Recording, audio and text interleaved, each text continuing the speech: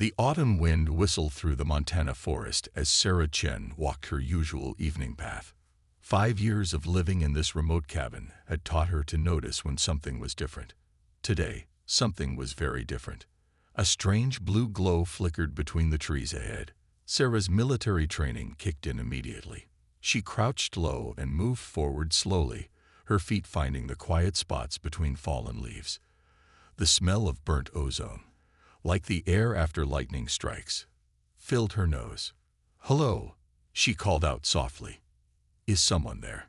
A weak, crystalline sound answered her, like wind chimes in a gentle breeze. Sarah rounded a large pine tree and stopped dead in her tracks.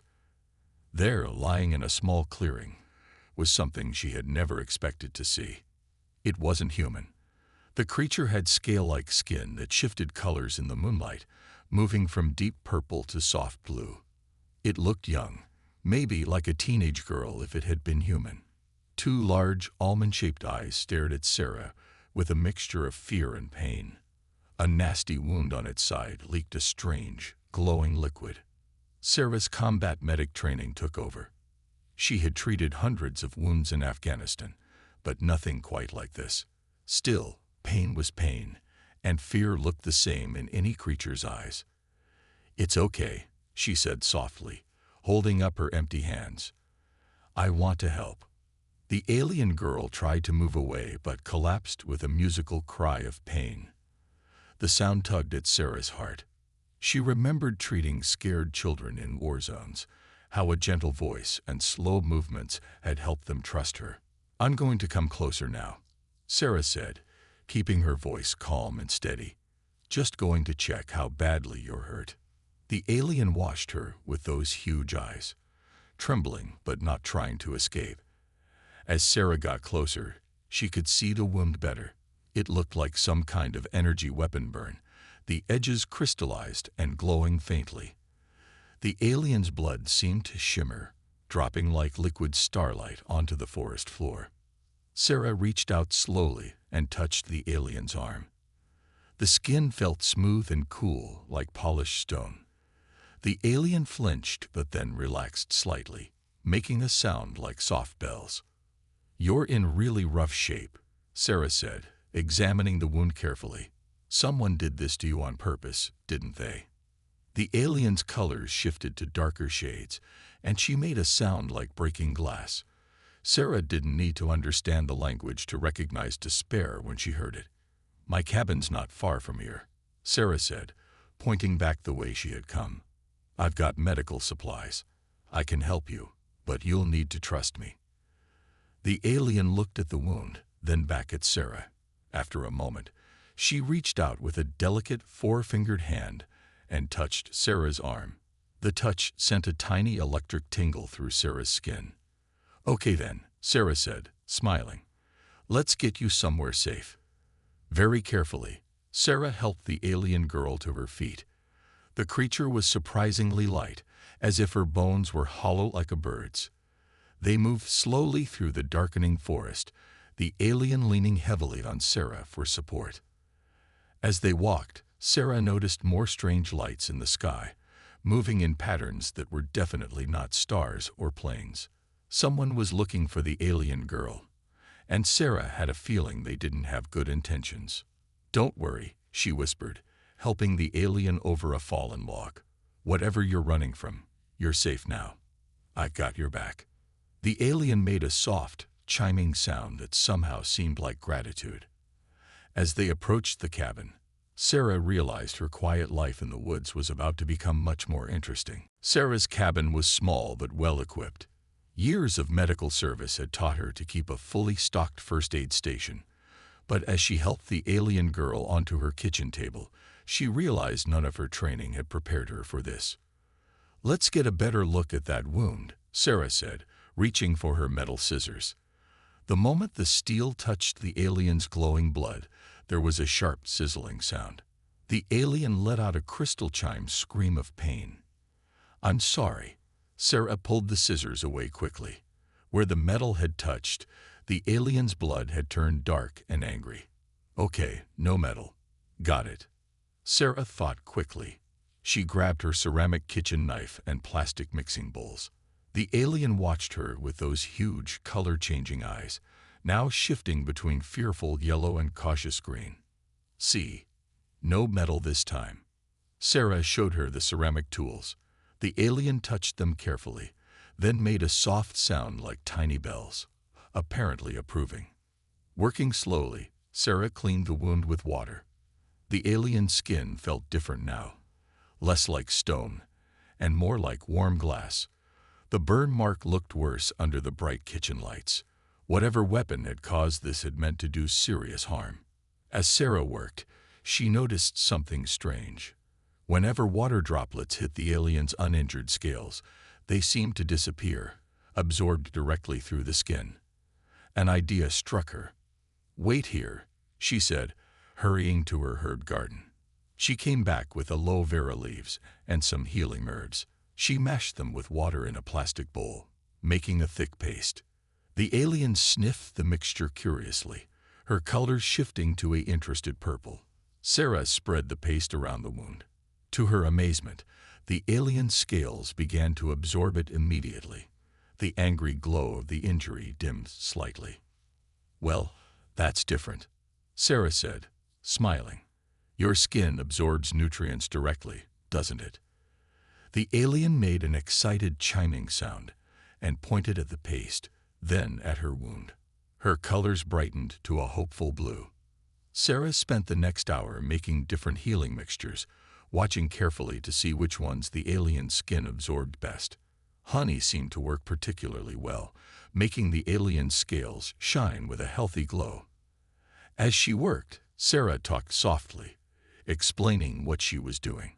The alien began to mimic her words, making musical sounds that somehow carried meaning even though they weren't English. "You're trying to talk to me, aren't you?" Sarah asked. She pointed to herself. "Sarah." The alien understood. She pointed to herself and made a sound like wind through crystal caves.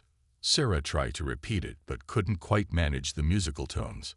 "How about I call you Lyra?" Sarah suggested. "You sound like a musical instrument." The alien's colors shifted to a pleased pink. She pointed to herself again. "Lyra," she chimed, breaking the word into two distinct musical notes. Their moment of connection was interrupted by a deep humming sound from outside. The alien, Lyra, suddenly turned a frightened gray color. Her whole body trembled. Sarah peeked out her window. High above the trees, dark shapes moved against the stars.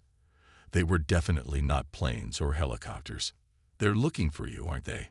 Sarah asked quietly. Lyra made a sound like breaking ice, her colors fading to a terrified white. She tried to stand but was still too weak. "Hey, it's okay," Sarah said firmly. She drew her curtains closed and turned back to her patient. "You're not going anywhere until you're healed. And whoever they are, they'll have to go through me to get to you." Lyra's colors slowly shifted back to a calmer blue. She reached out and touched Sarah's hand, sending a gentle electric tingle up her arm. In that moment, Sarah knew she had made the right choice. Whatever trouble this alien girl was in, they would face it together. 3 days had passed since Sarah found Lyra in the woods. The alien girl's wound was healing well, her scales now glowing with a healthy blue light. But Sarah could tell something was bothering her patient. Every time strange lights appeared in the night sky, Lyra's colors would fade to frightened grays and whites. That morning, while changing Lyra's bandages, Sarah decided it was time to understand more. "We need to talk," Sarah said, sitting down at the kitchen table. She grabbed a notebook and pencil. "I want to help, but I need to know what's going on." Lyra looked at the paper curiously. She took the pencil in her delicate fingers and began to draw. First, she drew a building that looked like a castle made of crystals. Then she drew several figures like herself, but with different patterns on their scales. "Is this your home?" Sarah asked. Lyra made a chiming sound of agreement. She pointed to the drawing and made a series of musical notes that somehow conveyed the meaning. "Celestial Academy." "You're a student," Sarah guessed. Lyra's colors brightened to an excited purple. She drew more, showing herself studying strange symbols and working with crystal-like devices. Then her colors darkened as she drew 3 other figures, larger than her, with angry-looking faces. "The ones who hurt you," Sarah said quietly. Lyra's hand trembled as she drew the next scene. It showed her doing something the other figures clearly didn't like. She was combining their crystal technology with simple tools, like the ones in Sarah's cabin. The next drawing showed them attacking her with weapons that shot jagged lines. "They hurt you because you were different," Sarah said, understanding now. "Because you saw value in simple things they thought were beneath them." Lyra's colors shifted to a sad blue. She nodded, making a sound like distant thunder. "But why did they leave you in the woods? Why not?" Sarah paused, not wanting to say finish the job. Lyra drew again, this time showing Earth. She drew lines around it, like a shield. Then she drew the 3 attackers looking angry at the shield. "They couldn't follow you all the way down," Sarah realized. "Something about Earth protected you." Lyra made an excited series of chimes. She pointed to Sarah's metal scissors, then to her own blood, acting out the sizzling reaction they'd discovered. "Earth's metal," Sarah exclaimed. "We have metal everywhere. It's in our soil, our buildings, our tools. They can't stay here long because of their blood." Lyra clapped her hands, making happy bell-like sounds. But then her colors faded again. She drew one last picture, her attackers wearing what looked like protective suits. "They'll find a way around it," Sarah said grimly. "They'll come back with protection against the metal." Lyra nodded sadly. She drew herself hiding behind Sarah, then made a series of apologetic sounds. "Hey, don't you dare feel bad about this," Sarah said firmly. "You came to the right place. I was a combat medic. I know how to handle bullies with fancy weapons." To demonstrate her point, Sarah pulled out her old military gear from the closet. She showed Lyra her tactical vest, her first aid kits, and her survival gear. The alien girl watched with fascinated color changes, especially when Sarah demonstrated how simple mechanical traps worked. Lyra suddenly grabbed the pencil again. She drew Sarah's tools next to her own crystal technology, then drew them combining into something new. Her colors shifted to excited gold and determined green. "That's right," Sarah grinned. "They think their advanced technology makes them better than everyone else. Let's show them what happens when high-tech meets good old human ingenuity." For the first time since Sarah found her, Lyra's colors showed no trace of fear, only determination and hope. Together, they began planning their defense, combining alien knowledge with human survival skills. The hunters would return, but this time, their prey would be ready. Sarah woke up to the sound of static. Every electronic device in her cabin was going crazy. Her old radio crackled with strange noises, and her phone screen flickered with odd patterns. On the couch where Lyra slept, the alien girl's colors had shifted to alarmed orange. "They're scanning for you, aren't they?" Sarah asked, quickly pulling the curtains shut. Lyra nodded, making nervous chiming sounds. She pulled out the notebook they'd been using to communicate and drew a picture of waves coming down from the sky, searching for her unique energy signature. "Then we better make sure they can't find it," Sarah said firmly. She grabbed her old military gear and began pulling out equipment. "Time to put our plans into action." Over the past few days, they had prepared for this moment. Sarah showed Lyra how to set up simple early warning systems in the woods. Tripwires connected to cans filled with pebbles, reflecting mirrors positioned to catch any unusual lights, and pressure plates made from old boards and springs. But today, they added something new. Lyra had taken apart one of her damaged crystal devices. She showed Sarah how her people's technology detected energy signatures. Together, they created something unique, a combination of Sarah's old radio parts and Lyra's crystal technology. "So this will warn us when they get close?" Sarah asked, watching Lyra connect the last crystal to their makeshift detector. Lyra's colors shifted to confident green as she nodded. She drew a picture showing how her people's scanning technology worked in straight lines, like a flashlight beam sweeping back and forth.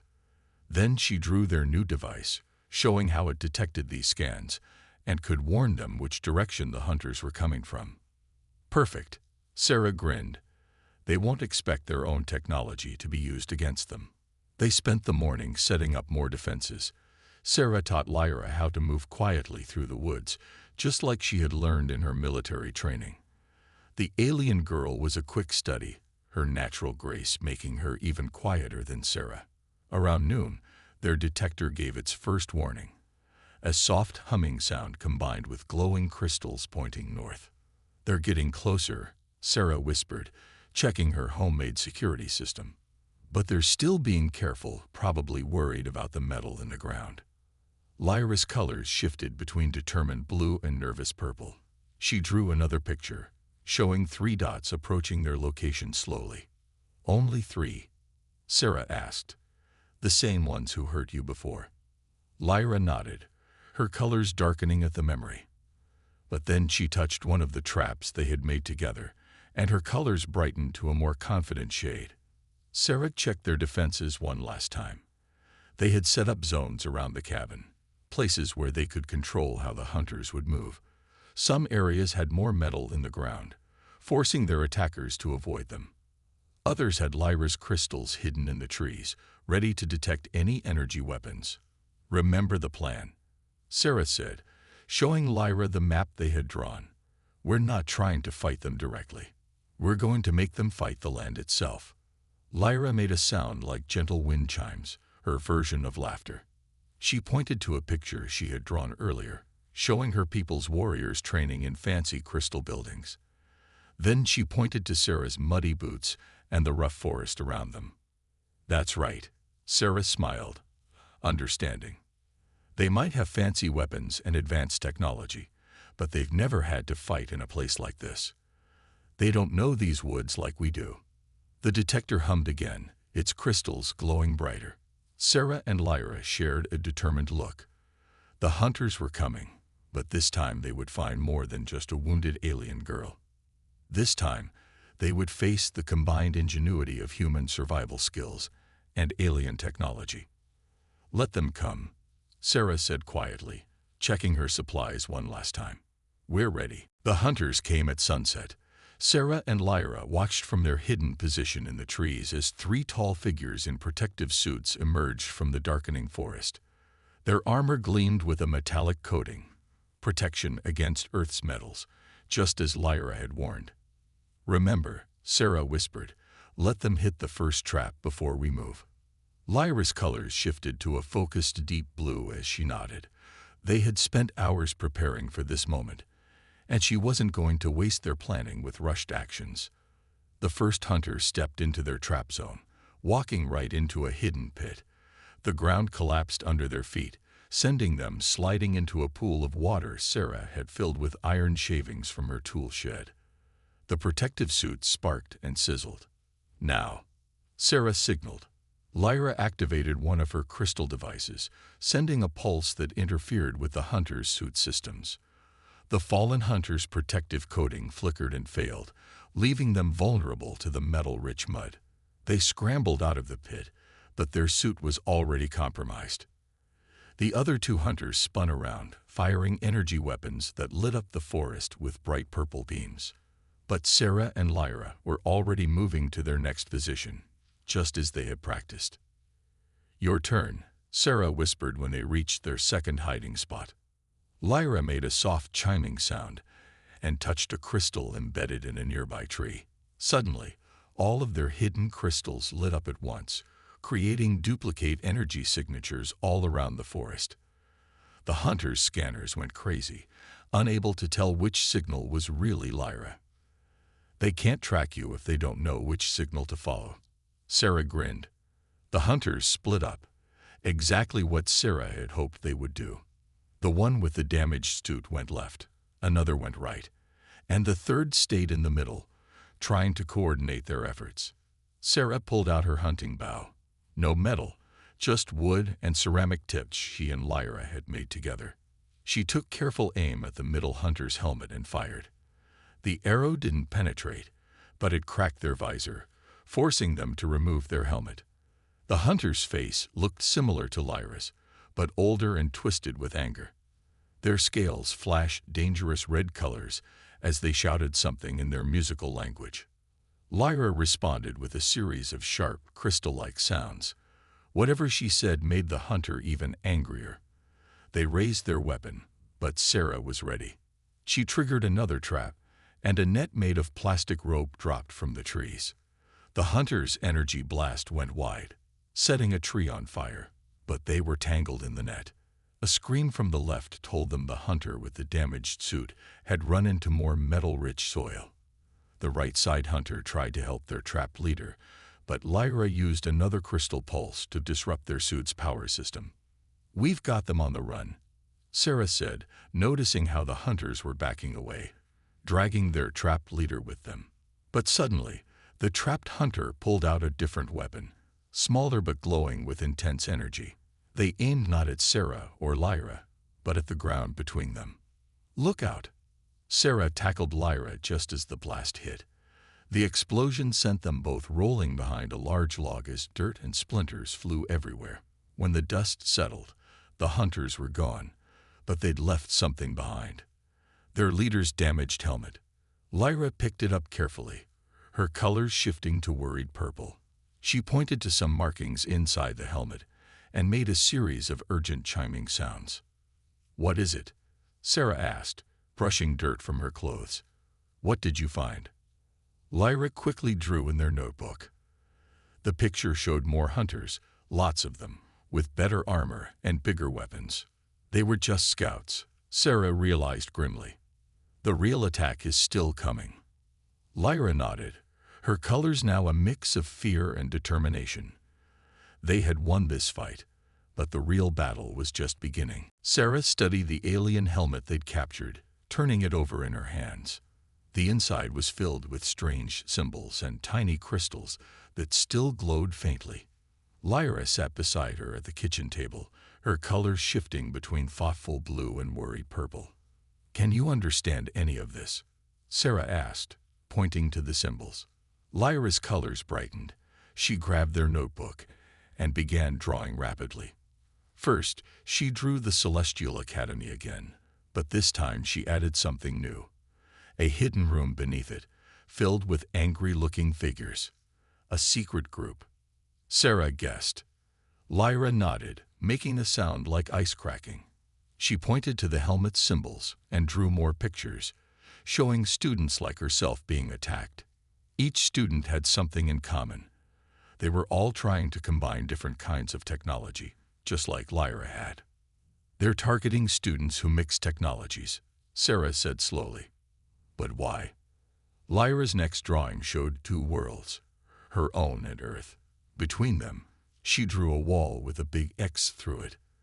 Then she drew herself breaking through the wall, using both human tools and alien crystals together. They want to keep worlds separate, Sarah realized.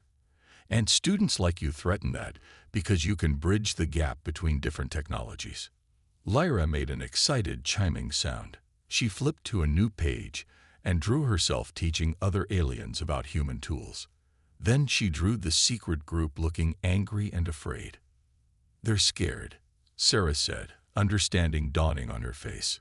"If people learn to combine technologies, they can't control everything anymore." Just then, the helmet made a strange buzzing sound. A hologram appeared above it, showing a message in alien symbols.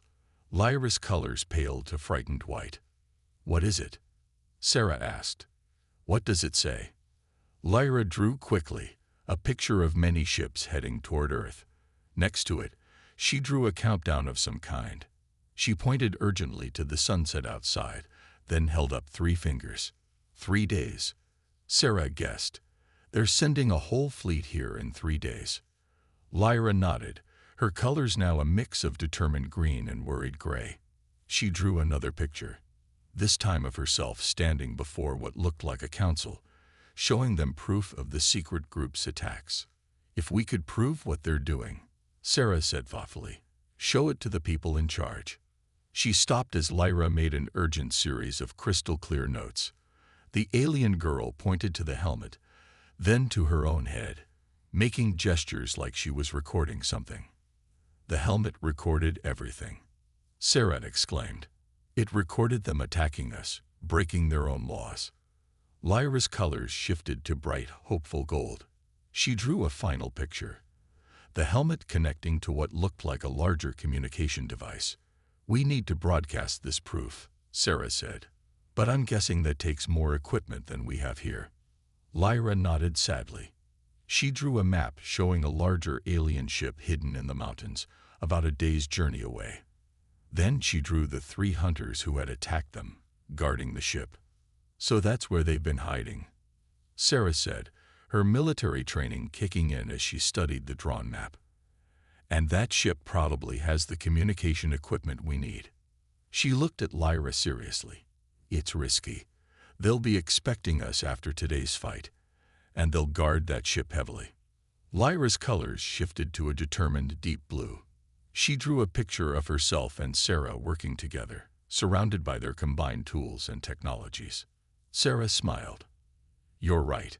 They might have numbers and fancy weapons, but they still haven't learned what humans and aliens can do together. She spread a real map on the table. Okay, let's plan this properly.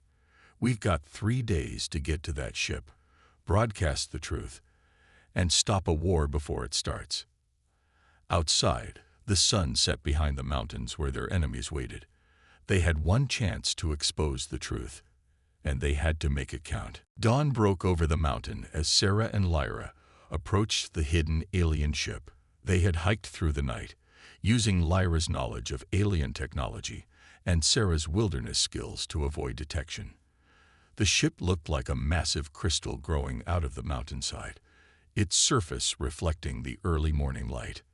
6 guards, Sarah whispered, lowering her binoculars, all in new protective suits. Lyra's colors shifted to focus blue as she studied the ship. She pointed to a small opening near the ground, an emergency access port she had drawn in their plans.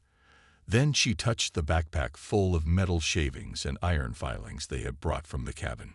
Right. Sarah nodded. We stick to the plan. Ready? Lyra made a soft chiming sound of agreement. Her colors had grown stronger over the past days, no longer showing any fear, only determination. She pulled out one of their homemade devices, a combination of her crystals and Sarah's old radio parts. Sarah checked their supplies one last time. Ceramic arrows, plastic nets, iron filings, and Lyra's crystals. Simple tools mixed with advanced technology, just like their partnership. The attack began with a distraction. Sarah launched several small pouches of iron filings into the air using her bow. The wind carried the metal particles toward the guards, making their protective suits spark and their sensors go crazy. While the guards were distracted, Lyra activated their makeshift device. The crystals pulsed, creating false energy signatures all around the ship. More guards ran out to investigate, just as they had hoped. Now, Sarah signaled. They sprinted toward the emergency port, staying low. 2 guards spotted them and fired energy weapons, but Sarah had studied their attack patterns.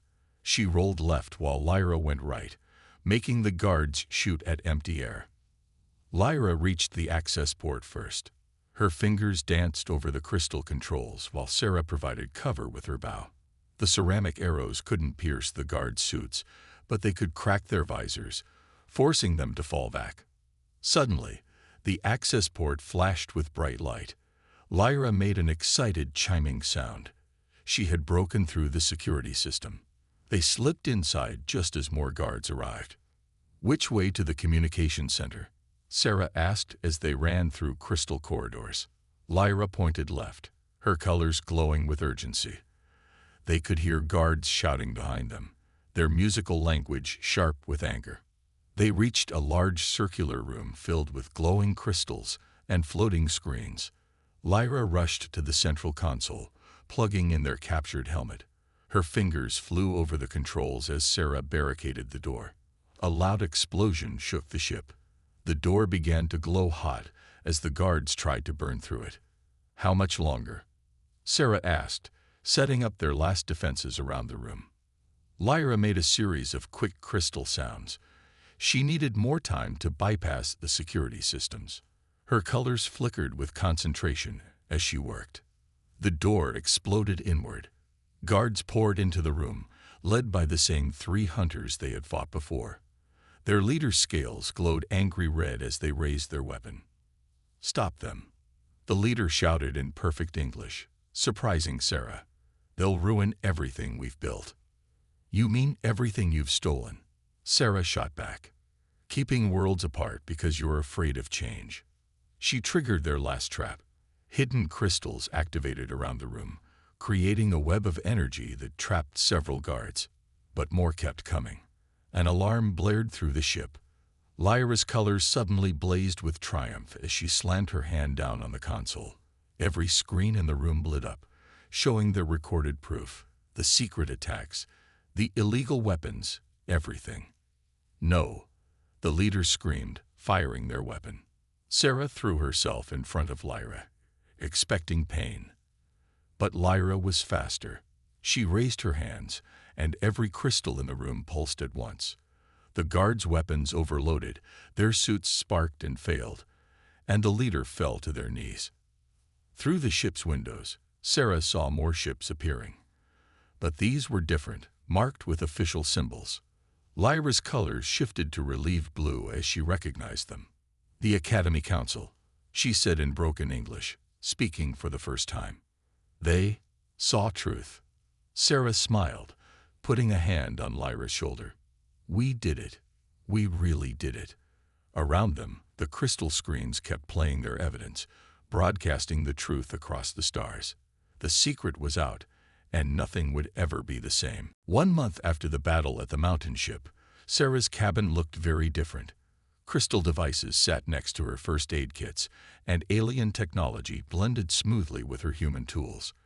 But the biggest change was Lyra, who now spoke English with only a slight musical accent. "The council wants to speak with you again," Lyra said, her colors shifting to excited gold as she read a message from a crystal screen. "They're very interested in how we combined our technologies." Sarah looked up from where she was mixing healing herbs with alien crystals. "Tell them I'm still teaching you Earth survival skills first. They'll have to wait." Lyra made her wind chime laugh, her colors brightening. "They're not used to humans telling them to wait. That's why they need to learn from you." The aftermath of their battle had brought big changes. The secret group at the Academy had been exposed and arrested.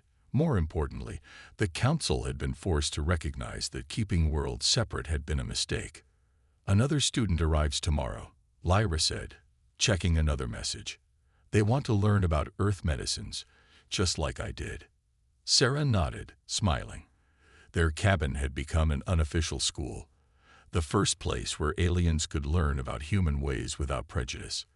Lyra was her teaching assistant, helping bridge the gap between Earth knowledge and alien understanding. "Remember how scared I was when you found me?" Lyra asked, her colors shifting to thoughtful blue. "I thought I was alone, that no one would understand what I was trying to do." Mixing different ways of doing things, Sarah packed the new healing mixture into containers. "That's what humans are best at. We've been combining different ideas for our entire history." A soft humming sound filled the cabin as a small crystal ship landed in the clearing outside. Another council member stepped out, their scales shimmering with official patterns. But unlike before, they weren't wearing any protective suit, just simple Earth clothes over their alien form. "Teacher Sarah," the council member said, bowing slightly, "we bring news from the Academy." Sarah wiped her hands on her apron. "Good news or bad news?" "Wonderful news," they said, their colors shifting to happy purple.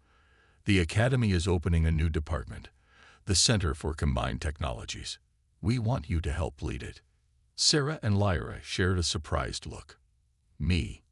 Sarah asked. "But I'm just a combat medic who lives in the woods." Lyra's colors flashed with disagreement. "You're the human who proved that simple tools can work better than advanced technology.